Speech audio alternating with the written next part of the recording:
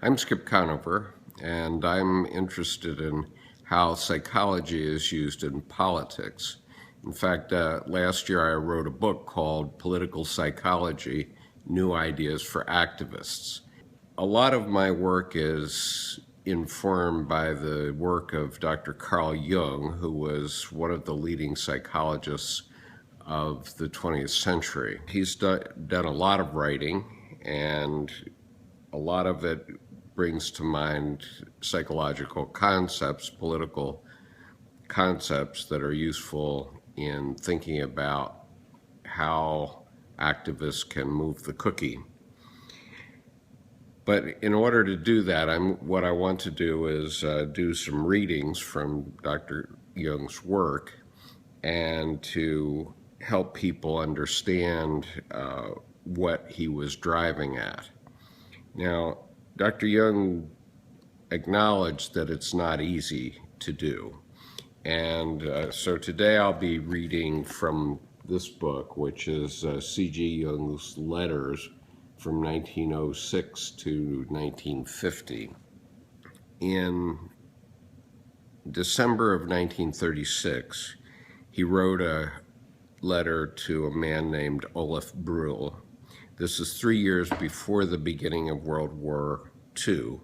And to keep it in context, Dr. Jung was a Swiss psychologist, and so he was located right between Nazi Germany and fascist Italy. Mr. Brühl had written a letter to Dr. Jung suggesting that he write about political psychology, basically. And so this was Dr. Jung's response. He said, Concerning your proposition to deal with the theme of nationalism as a conditioning factor in psychotherapy, I must say that this is an exceedingly ticklish topic. For all, it would demand a very thorough formulation of the differences of national psychologies, and then it would challenge all the different political convictions that are actually raging in Europe. It would most certainly provoke a nationalist socialist outburst of devastating sterility. He was referring to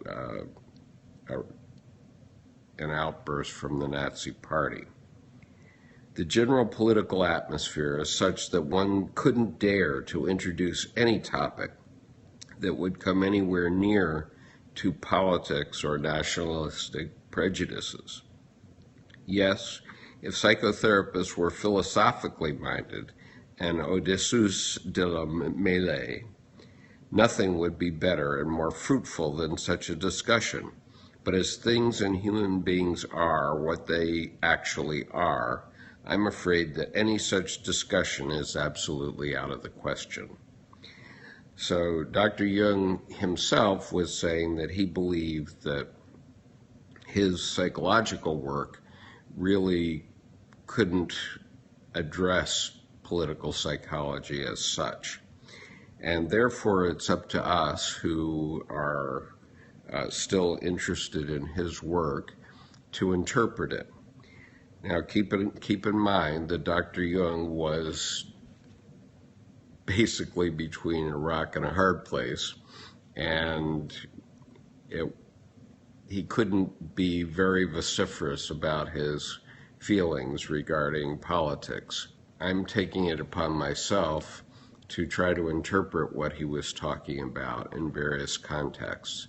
And these videos, which I'm going to do for Periscope, are intended to serve that purpose. I hope they'll be helpful to you.